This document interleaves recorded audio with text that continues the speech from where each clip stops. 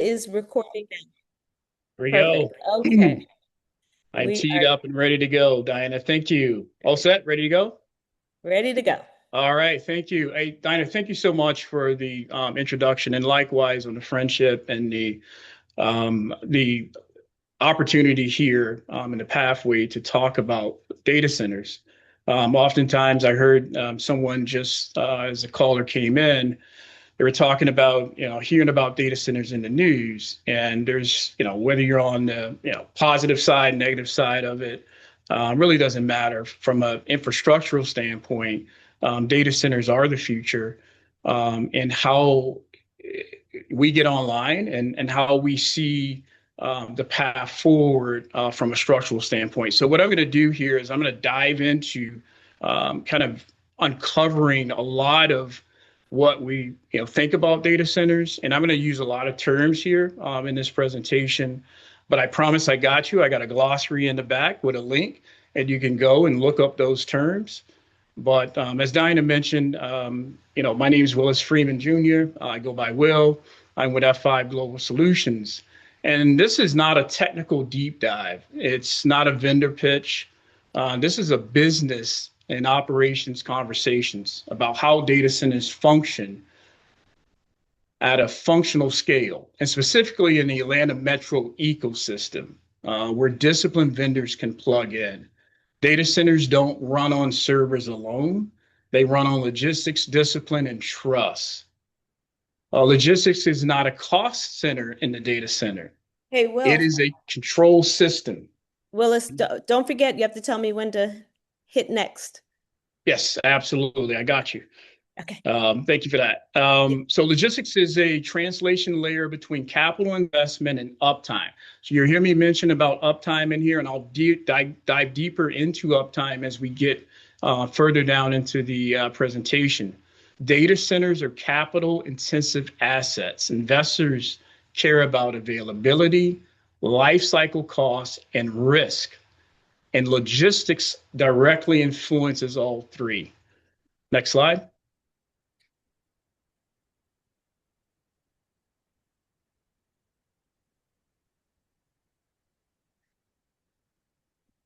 You, Diana, you transition? There we There we go. go. All right. Today's session purpose and framing today's session purpose. We're going to look at reframing how data centers operate at scale, understand the logistics as a strategic discipline, clarify how businesses plug into the ecosystem, and provide realistic pathways for entrepreneurs. Now, there seems to be some confusion around this space, and it exists. And a lot of it's just too much hype or too little operational transparency. My goal in this session is to provide clarity, not hype, not sales. This session is about orientation, and it's not an instruction manual. Entrepreneurs, which we have a ton on this call, they often ask the question, how do I sell to a data center? But I would caution that and ask and reframe that question to say, well, the better question is, how does my capability reduce operational risk inside the system? If you leave this session with three things, you will leave with a clear mental model, a realistic pathway, and what buyers actually expect. This was a win. Next slide. So before we even talk about opportunity, we need to understand the system clarity. The best vendors win because they understand the operating system. System thinking beats transactional thinking. Vendors fail when they optimize their scope and not system outcome. Data centers punish siloed execution. It's a network. Success requires understanding upstream and downstream dependencies. Next slide. Why Atlanta matters. Well, I heard the caller on, or someone mentioned that Atlanta is a growing data center hub, and they're absolutely correct and right. Atlanta is increasingly important because the region supports long-term digital infrastructure growth. Why is that? What matters to business here is not who the operator is. I repeat, what matters to the business here is not who the operator is. What matters is the ecosystem, the power, the fiber, the transportation access, and the contractor network. Data centers create durable service demand because they operate 24/7. It's a constant movement. Atlanta and the broader metro area is widely recognized as one of the fastest growing and most dynamic data center markets in the United States. In fact, we're second to Northern Virginia in terms of the number of data centers. Multiple industry reports and market indicators show that Atlanta data center development around the Atlanta metro area has accelerated dramatically in recent years. And what's it driven by? It's driven by cloud AI, co-location, connectivity, and hyperscale computing. Digging deeper into that infrastructure, connectivity and fiber infrastructure, for example. Not sure if you guys knew that Atlanta sits into the intersection of a major fiber optic route in the United States, providing lower latency, high capacity, interconnection, and it's essential for cloud and edge computing. Another big point here to make about Atlanta as the hub, if you think about expansion, the amount of land, the amount of power, and also the business climate. Compared with the legacy hubs of Northern Virginia, Atlanta offers relatively more affordable land. Well, we all heard about the cheap land here in Atlanta and Metro, and a lot of companies moving in. Well, here's another reason the data centers are coming to this area. Available power capacity and competitive tax advantages. Three critical inputs for large center builds. Atlanta's ecosystems value reputation, memory. Poor execution travels fast, good partners get reused. Next slide. Did it go? Still stuck. Sorry, hold on one sec. No worries.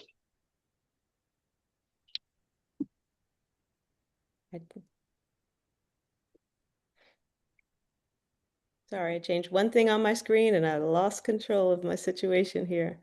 That is my fault. Good. Give me one moment.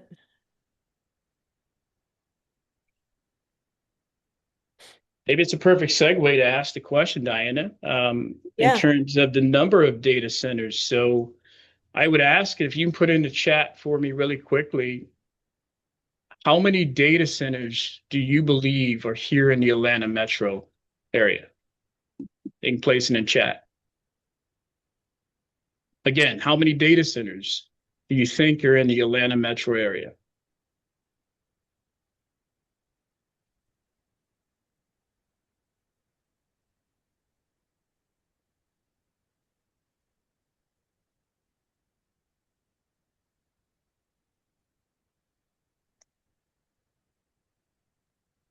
Some good numbers. I see.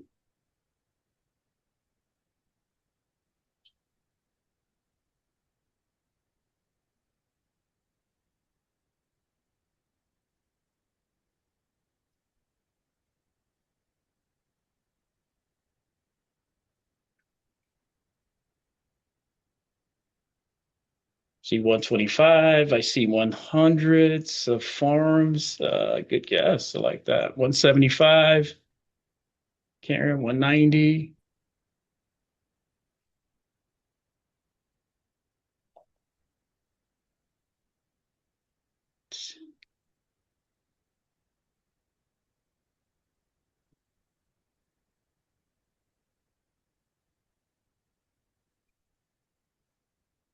All right. Well,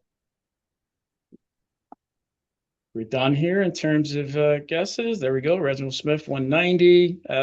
So the number is 150 plus in the data center. So we have some in here, Reginald Smith, Karen, D'Angelo Moody. Yes, that's correct. 125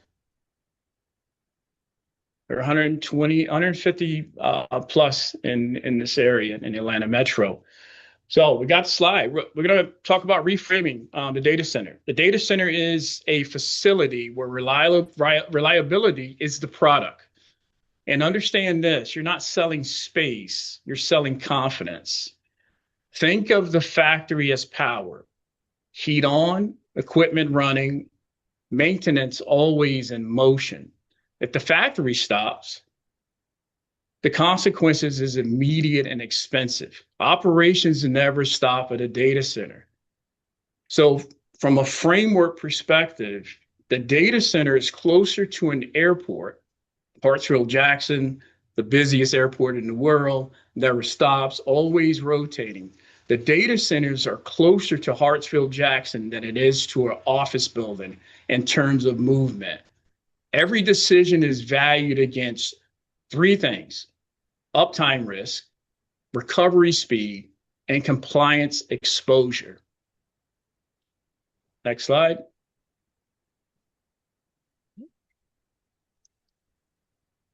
So we get into this. What is data center logistics?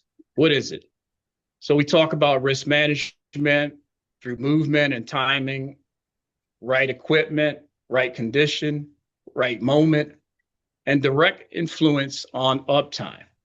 Data center logistics is the discipline that keeps critical infrastructure moving, staged, documented, and ready. It includes secure staging, kitting, delivery windows, chain of custody, serialized asset tracking, spares positioning, and reverse logistics. The reason this matters: a late, a damaged, or undocumented asset can become a commission delay, and commission delays cascade. Think of the data center as a physical backbone of the internet and cloud. And you think about it, everyone, a lot of Netflix watchers are probably on this call right now. So every time someone streams Netflix, opens up their Microsoft 365 Office, runs an AI model, processes a credit card for transaction, or shops online, that data is being processed inside of a data system or center somewhere. In simple terms, the data center is a building filled with servers, with network equipment, power systems, cooling systems, and security systems. Data center logistics is a specialized planning, transportation, storage, coordination, and delivery of equipment and materials required to build, power, operate, and refresh data center facilities. Logistics errors don't show up in freight claims. They show up in downtime risk. Next slide. So let's pan out for a second and talk about seeing the supply chain so we can pull all of this information together. So once you see the supply chain, you can't unsee it. Seeing the supply chain means panning out to understand how each part fits into the whole. So I encourage the individuals on this call who are entrepreneurs, don't stop looking at it from potentially my lane. Start looking for the handoffs, the transactions between the buildings, the transactions between the synergies, and the part of the critical handoffs. Most failures occur between organizations, not within them. Next slide.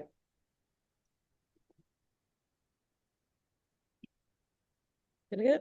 You got it. Here's a visual depiction here. So this is a landscape and mapping of data centers, which the data center is represented in the middle, and all of the corresponding parts that fit into the data center ecosystem is represented in this visual. The data center is not just a building, it's a center of coordinated supply chain network involving manufacturing, construction firms, power providers, logistics partners, compliance teams, and operational support. So to break it down further, the planning equals the demand signals. Everything starts with planning. What's needed, when, and what's the critical path. The manufacturer handles the lead times and quality control matter. Many failures start upstream. Transport.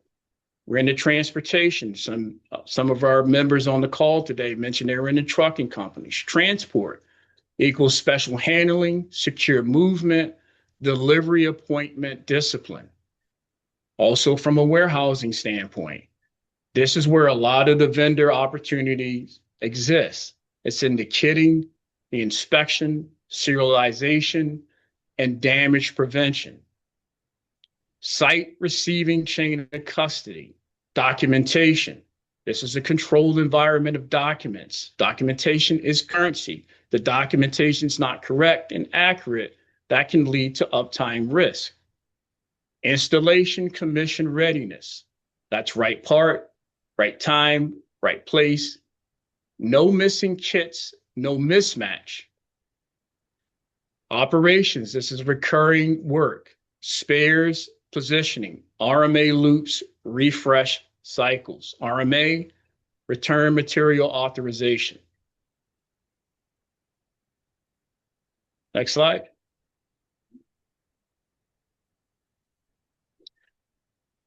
So now we're going to talk about the lifecycle touch points from build to turn up to operate. Each phase of this process has different buyers.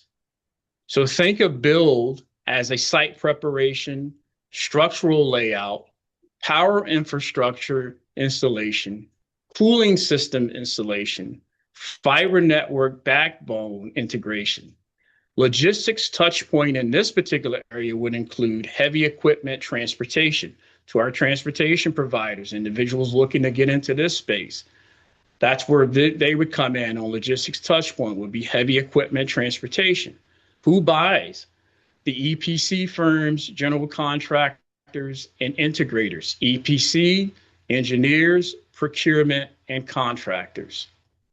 The turn-up phase, that's when we get into the server units being greenlit, ready to go online for lack of a bet for layman's terms. The turn-up is a power system testing generator load test, cooling system calibration, network configuration. The logistics touch point would be just-in-time deliveries. So imagine the items that you pick up, you're responsible for delivering to the data center. If it doesn't arrive on time, just-in-time deliveries, it impacts the uptime. Who buys here? The commissioning agents, the system integrators, the facility engineers procure in this space. And finally, operate. This is when the systems are green lit, they're online, they're on go mode, but what requires them to stay there is they operate. That's spares. So operate is where recurring vendor opportunities live. Logistics touch point would include spares parts stocking, reverse logistics, asset tracking, inventory reconciliation. And who buys in this space? Operators and maintenance teams, facility managers, and asset lifecycle managers. Next slide. I'll say it to you really slowly here.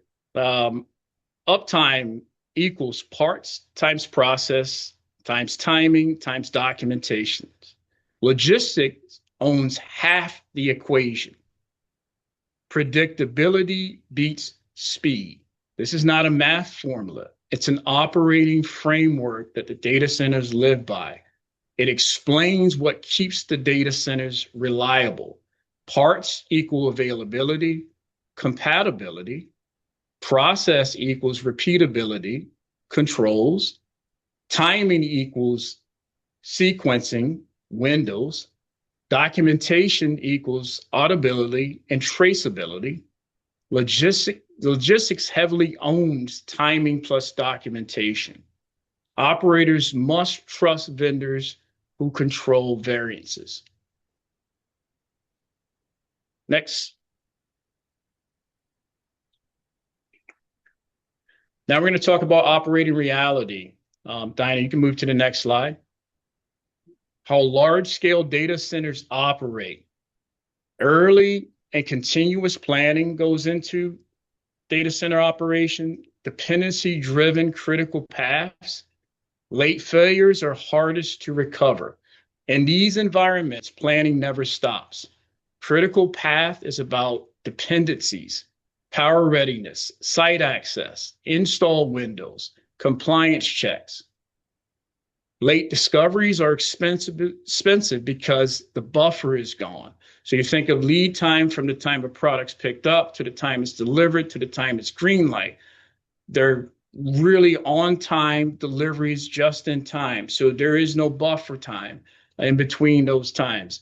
Reinforced data centers are never static.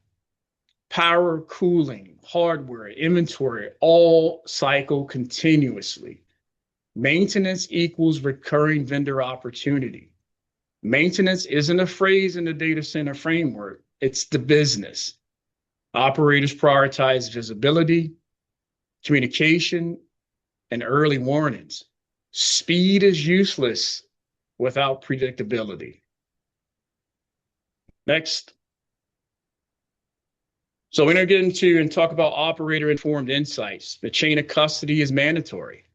Spare parts drive MTTR, that is mean time to repair. If a unit or server is down, the measurement of mean time to repair is the time the unit goes down until that unit is actually repaired.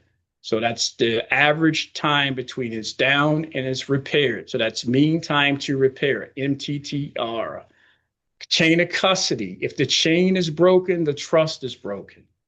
Recovery is a logistics problem as much as it is a technical one. Partners eliminate surprises. So if you're looking to play in the space, we have to, from a vendor and entrepreneur perspective, eliminate the surprises. Our job is not to be perfect. Our job is to be predictable and transparent. The chain of custody protects security, compliance, warranty. Spare strategy is a resilience strategy. Operators value partners who surface problems early. It's just being upfront and communicating to data center vendors or operators that the part's going to be late, when, and where. Transparency increases trust more than flawless execution. Next. What requires constant maintenance? Power systems, cooling and environment, IT hardware lifecycle, inventory and compliance. Power and cooling are always maintained between failure modes or high consequences. Hardware lifecycle is constant. It refreshes, replaces, and returns. Spares and compliance documentation are continuous. The maintenance on these include the equipment, the documentation, inventory accuracy, and vendor readiness. Many vendors fail because they don't plan for the operational persistence. Next slide. Now we're talking about how vendors plug in. So this is kind of exciting for the entrepreneurs on there wanting to know how vendors plug into this. Next slide. These are places of entry for vendors. So the data center vendor ecosystem is made up of owners and operators, primes, EPC, or engineers, procurement and contractors, integrators, those that greenlight the server units, primary entry, operators and maintenance, construction companies, and specialized support services, i.e. transportation providers and warehousing providers. Next. How do vendors actually enter? Well, you solve one problem. You solve one narrow problem. You start with pilots. You prove predictability before scale. Pilots are about proof of control. If you go into a situation or RFP where you're trying to proof out your business, you have to go in with a proof of control and not scale. Early engagement tests are communication, documentation, recovery, response. Most vendors fail pilots due to process gaps, not technical gaps. Next. What vendors expect? They expect zero surprises. Communicate early. Show your controls. Document execution. Make sure audit ready is table stakes. Operational maturity. That's safety, access, compliance, and process discipline. Zero surprises mean you have a clear scope, you know your risk, and you have fast escalation. Documentation is not an operational language. Enthusiasm without discipline erodes confidence. Next.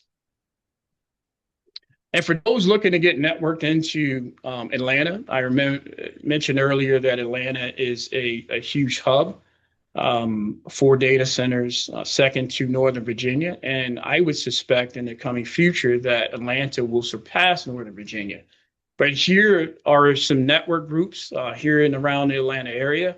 I am a member of 7x24 Exchange. It's a small group of individuals that are centered around construction ideas, around data center scope and build. Also, AFCON and iMasons is more of an education group. So if you're looking for foundational education within this group, this is where you find it. They hold amazing seminars and webinars, and you can get plugged in and connected there. Again, I mentioned the engineering, procurement, and contractors, utilities and operators. Those are, for this group, from a transportation standpoint, transportation providers across our network. But what I would reinforce with the group and the callers here is that relationships precede RFPs, meaning get plugged into these groups, start asking the questions. If you're really interested in data centers and really interested in trying to procure a contract, the relationship precede the RFPs. So understand the language, understand what the ask is, and again, proof out your controls. Next. And some of the key takeaways from this session is data centers are digital factories. Logistics, I'm sorry, closing. Dinah, next slide. I think we. One more. No, that's it. So just data centers, key takeaways. Data centers are digital factories. Logistics is strategy. Trust compounds faster than scale. And with that, that is the closing and final thoughts. The winners are not the cheapest. They're the most predictable. They remove risk and protect uptime, like I mentioned. And inside this, there's some resources, Diana. I don't know if we want to pan to that. Next slide, I believe, the resources. I think we can cut and paste that and put it in the chat.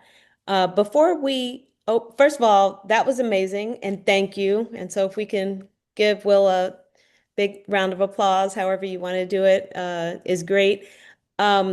Before we open it up for questions, I know I saw Artie Jones that popped into our call. And Artie, if you're here still and willing, it would be great to get your perspective on data centers as you have been in economic development for many years. And so you've seen these things emerge. If you're on the call and you still are here and willing, did you want to add anything to our thinking here?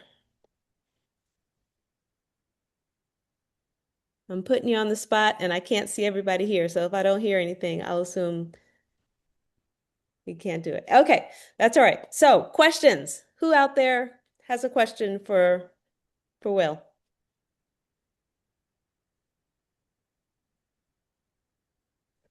Go ahead, Karen. You can go for it. Good morning, everyone. Will, first of all, great presentation. Thank you for sharing this information. My question is there's a lot of stigma that's attached to data centers. How can we as entrepreneurs kind of help soothe some of that dialogue when having conversations with individuals about the benefit of data centers? Yeah, that's a great question, Karen, and thanks for that question and joining the session. I think the piece that I have grown to understand a bit better when looking at data centers myself, I had the original stigma as well, until I started to actually, again, work inside the data centers, spend some time with the operators, spend some time with the architects of the data centers, and start to really understand what the data centers provide and why they're important to our ecosystem. I know there's a lot of information that's been in the news thrown around, and rightfully so. I'm not here to defend that, whether it's good or bad.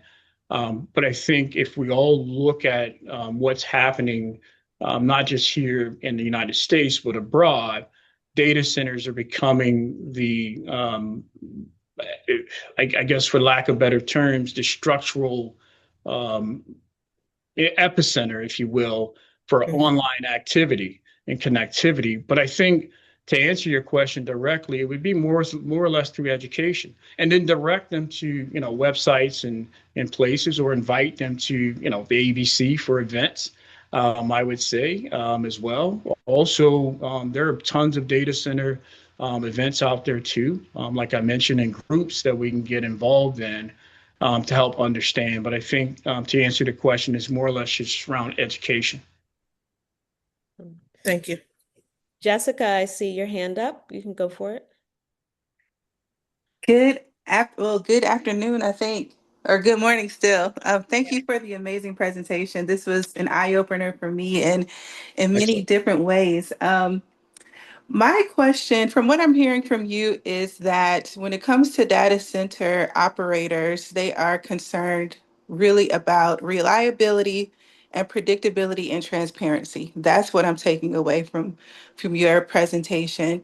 In your experience, what kind of pain points have you seen that the data center operators are experiencing?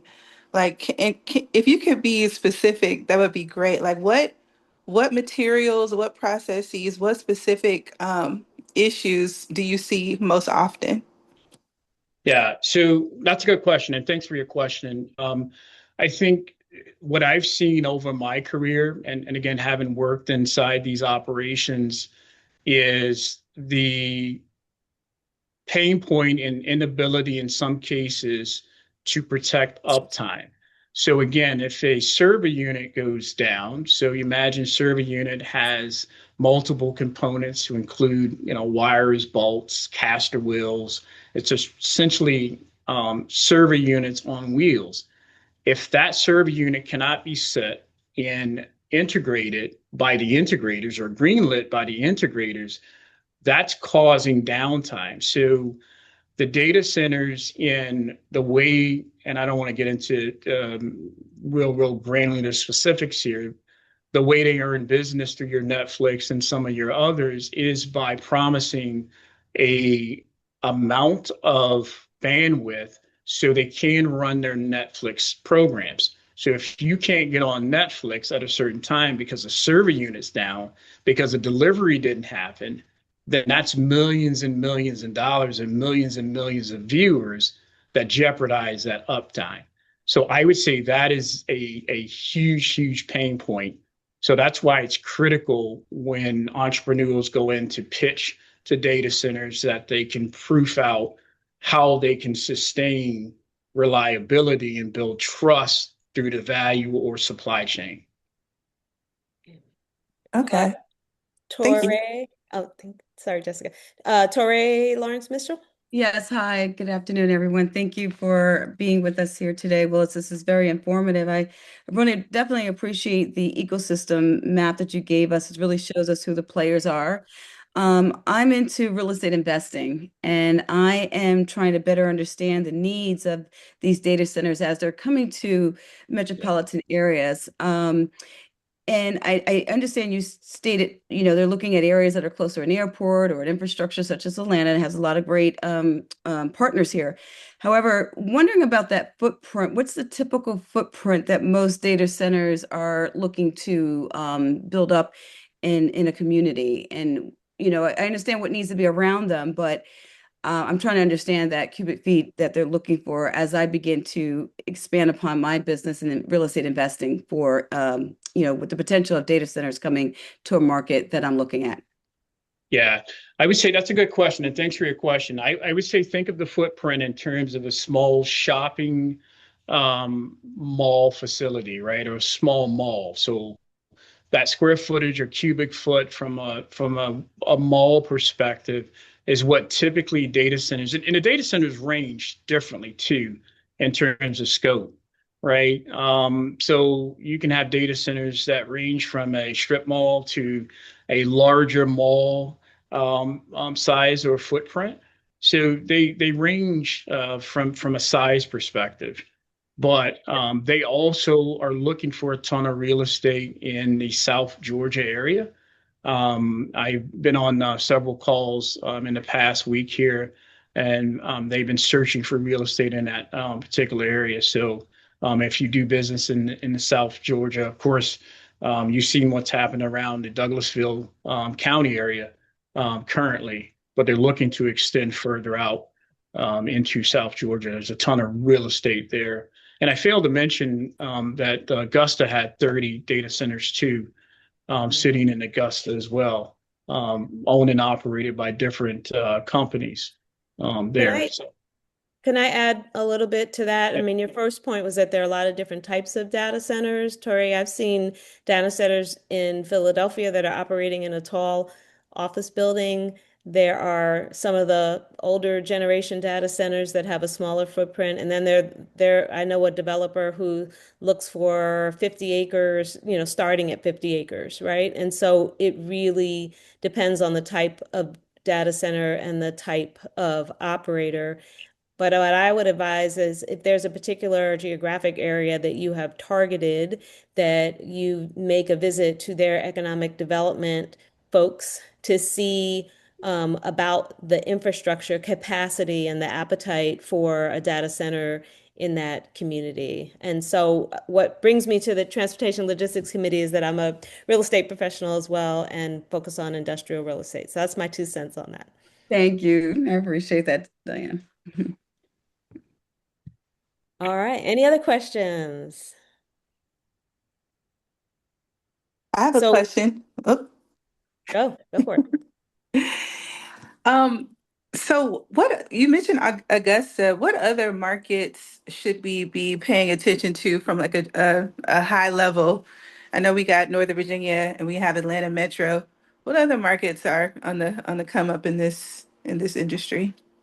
Yeah, good question. So the state of Georgia, so I would look at Macon as well. Macon's another market that I've seen. Now they're a smaller market. From my understanding, I think Macon has 2 centers at this point. Just looking at it across the board, they have 2 centers there, but of course Atlanta Metro being one of the larger ones. So Augusta, Macon, and Atlanta Metro. Shantae?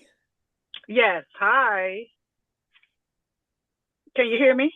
Yeah. Yes. I'm sorry. First of all, thank you so much for that information. My question is, I'm in the trucking industry. Now, how can I connect with customers in terms of in the data centers? Or is that something dealing with the brokers or of other industries of that? And also, how can I connect with investing in a data center on that level right there? Yeah, so I can address talk to the transportation part of it. So you would imagine from an ecosystem standpoint, these parts that are utilized to build the server cabinets are not all being manufactured here in the United States. So if you're into the trucking industry and you own trucking that moves freight in and out of the ports of Savannah or Jacksonville or surrounding areas, it's a good opportunity to plug into that piece of it. So from a trucking perspective, you can look there for the opportunity for the trucking side of it. As far as the infrastructure and investment, I'm not really terribly sure about investing in a data center. You're talking about stocks in particular, or what particular investment are you looking to gauge there? Well, I was just looking at in terms of stocks, or even how to even go about looking into investing into the data centers, like Yeah, if yeah. they're a Certainly not a community on that. yeah, certainly Uh-huh. not a financial advisor, but I will go and look at companies like Amazon, Google, Microsoft, to name a Okay. few, and plug in Uh-huh. through those. I've had the opportunity to work with one directly and another one as well. So that's a good way to start from an investment standpoint.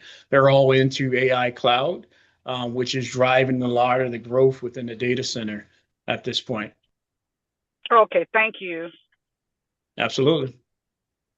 Good question. Anyone else? Yes, what's the best way to stay informed of new centers that are in development? Like, do you have an idea of how many data centers are in development or under construction? And what's the best way to stay, informed of that? I would say right off is your local economic development within your county.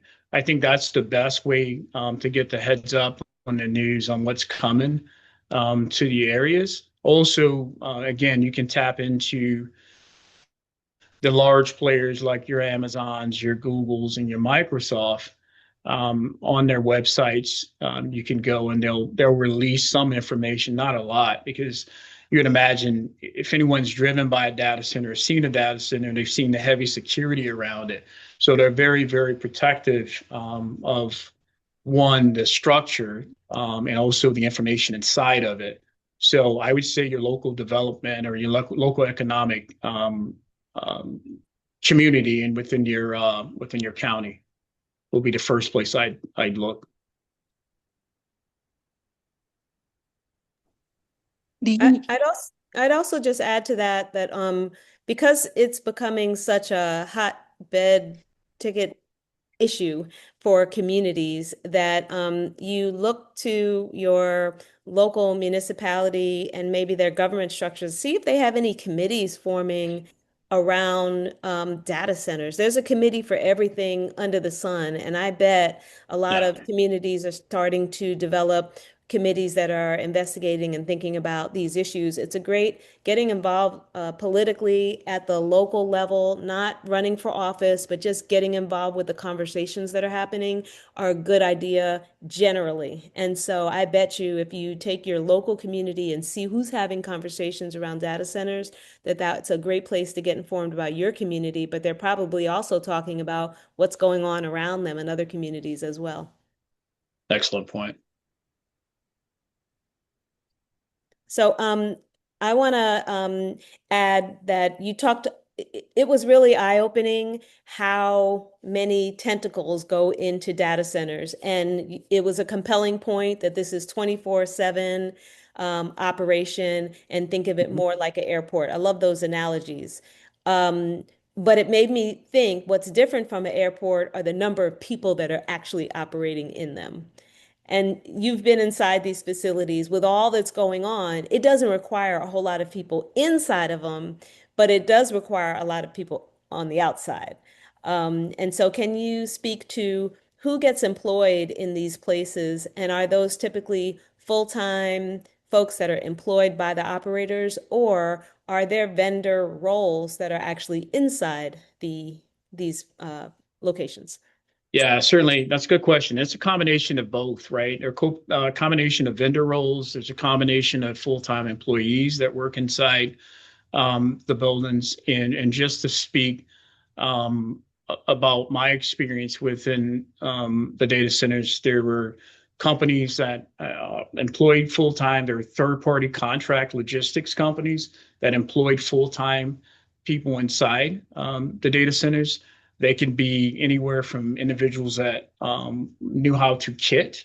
So that's pulling the different wirings, nuts, and bolts to build a server cabinet, to the contractors that were laying fiber wire, to contractors that were laying the cement.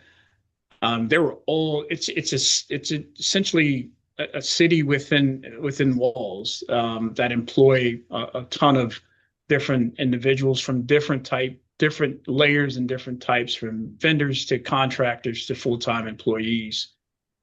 So, okay. I'm seeing Shayla had a question.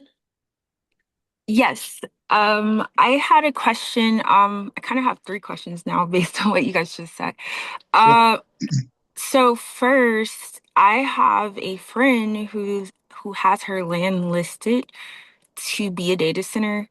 And QTS already built three on her neighbor's land. And so I'm just curious on how could I help her out by connecting her with the people buying land for data center projects, especially if it's already zoned and power has already been brought out there. Um, so that's question one. In what communities like I get access to communicate with those type of people? And that's a real estate question, Yeah. honestly. Yeah. So I think there are a couple of ways. So again, going back to your economic development departments, those folks tend to know who is operating and might be able to make a connection directly to you. Then there are people like me who are brokers in the field and trying to stay connected with what's going on around particular asset classes that may personally know uh, folks in that field, right? So you're connecting the dots through an active broker. That's another way. You can knock on the next door neighbor's door, and I know it's a metaphorical door because it's land, but go to that neighbor and say who you're doing business with. I want to talk to them too. So it's a little bit of you have to do a little detective work. But the third thing is there's a system that brokers use called CoStar, and sometimes they will list and brokers can find out who the buyers were for certain properties. You can also go to tax records and see, well, who purchased that land. Now that those records are going to lag. So if this transaction just happened, you might not see it, but if you know something down the street, you can look on your county tax records to see who has made a transaction. So any number of those things can work. And yeah, it's you have to get in there and grind it out and just connect the dots and ask the questions. They're not hiding from Yeah. you, but they aren't necessarily, sitting around waiting for you to talk to them at coffee, right? So, yeah. And if anyone else on the Yeah. And just to line, add on, yeah, go ahead. yeah, sorry, Diana. Just to add on to that, there's a link in this presentation with 7x24 Exchange. They're heavily involved in the contractor side and construction. So check their website. You can link up with them. You can join the group if you want and get further insight. I was just going to add on to that, Diana. And One whose more, website was that you just said again? it's That's 7x24. it's in Seven the times. chat. It looks like seven. Yeah, it looks like 7x24 Exchange, Yeah. but it's in the chat. Yeah. There's one other thing I want to say. When it comes to these data centers, there are lots of layers of control, and the building doesn't happen by like one guy. So there's the landowner, and then there's someone who bought the land, and then there might be the developer who's going to develop the land, and they might have a relationship, right? And then when it develops, it might change hands for a period of time while it's being built, and then go. So there are lots of, and then there's the ultimate owner, right? Sometimes developers develop something and then they sell it in a year to whomever. And then they're the operators. So there are a lot of hands that are circling around a project at that scale, and it might change hands as the project continues to get developed. So it really is a little bit of a wild goose chase, but it's one worth having, and it's not super transparent, but I do think that if you're saying, "Hey, I have land, who wants to come get it?" You'll figure out who wants it, right? You just have to be kind of in that ecosystem and keep working it until you figure out who you get to. I wanted to say that, as these questions are coming up, of course, Will is our, expert for the day, but we all bring our perspective to the table. So as more questions are coming, if anybody else wants to add their opinion and professional insight, you are welcome to I, do that. Hi, I do Diana. have a comment Yeah. on So like this was my second question because last year I went on a journey of building my own co-location. And it was a a long journey, all the way to the point where Georgia Power would say that it would take 3 years to bring on power. We would be in the negative of like 7 million, you know, just to get started with even having your own co-location. So just trying to understand how like someone, that's a small business owner, becoming in getting into this space and being able to participate, but not be out of $7 million up front. Yeah, Real estate development's challenging. yeah, but it's pricey for sure, especially if you're running and this is the beauty of the ecosystem, right? The ability to set up a co-location. So if you go back to the slide 8 on the presentation, we focus a lot on the data center as a center, which it is, right? So everything dumps into it, but there's a lot of opportunity outside of it, right?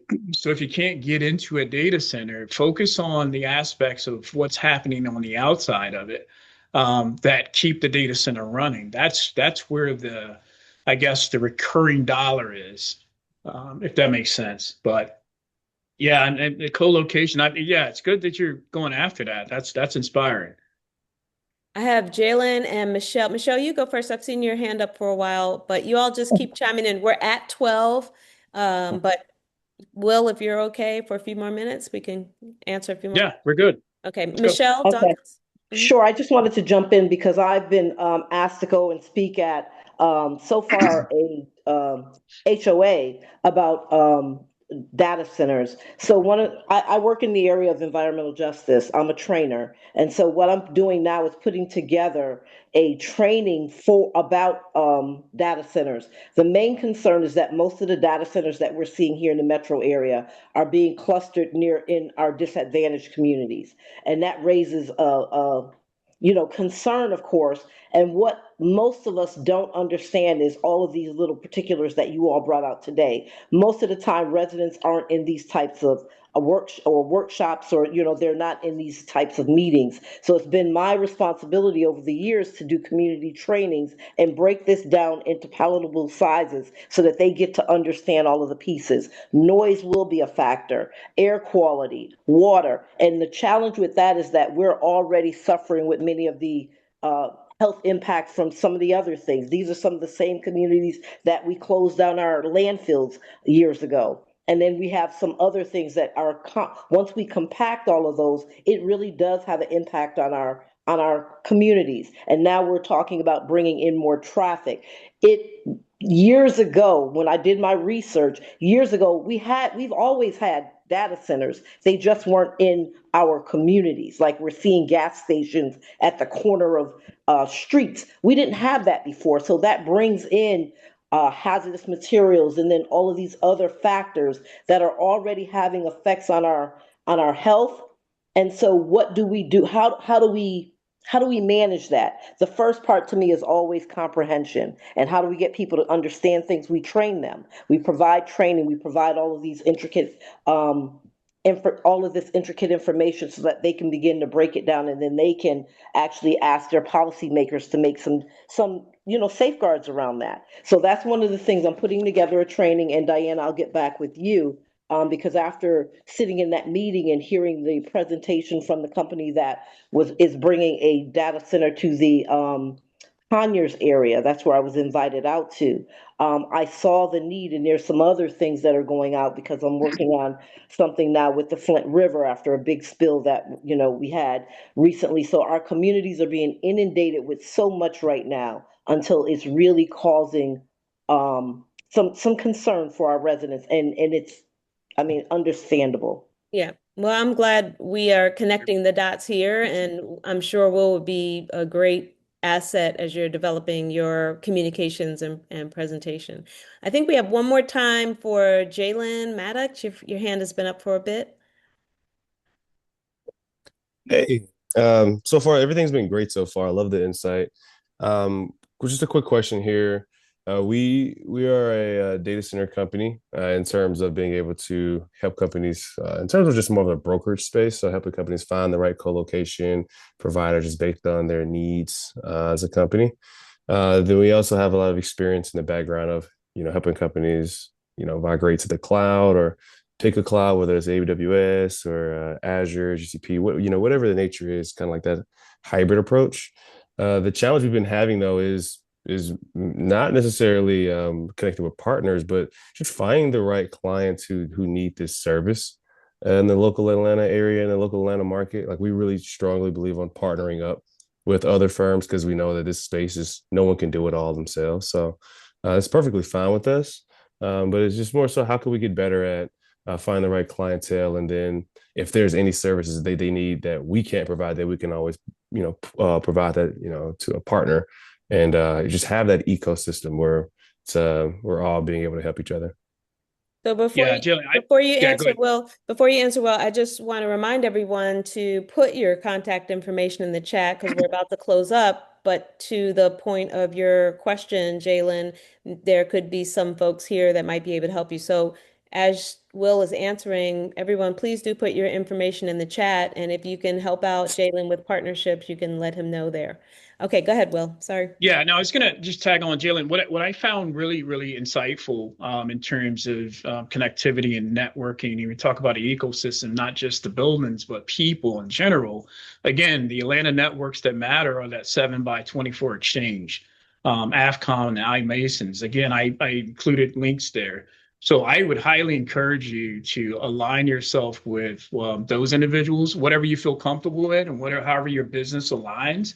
But these places and spaces I've really found to be really insightful and really helpful to understanding data centers, understanding what the business is, what the input is, and also what the output. And they're very good at education too, as well. So I heard the one about going to town halls and educating the masses on what a data center is. I think that'd be a perfect place to dive into. Okay. So if there's nothing else hanging out there, I just want, again, whether you do it within the chat or with your hands, but to full appreciation for Will Freeman bringing your expertise here and being open and staying an extra 10 minutes. Thank you for everyone who's chimed in, for those who were here like 5 minutes early and we got to chat, and those that were able to make it just in time for the presentation. I put my contact information in the chat. Will's confirmation information is in the chat. All of the organizations that he was referring to that can be resources, those are in the chat. So, the job is now to follow up and keep figuring it out. I also want to say on behalf of ABC, thank you for this Transportation and Logistics Committee successful webinar. And if you have a business that's related to transportation and logistics, please reach out to me. We're looking for energy, volunteerism, and the next, greatest thing that we can present to our community. And so without further ado, we are all dismissed here. Thank you, Diane. Thank you, guys. Have a great day.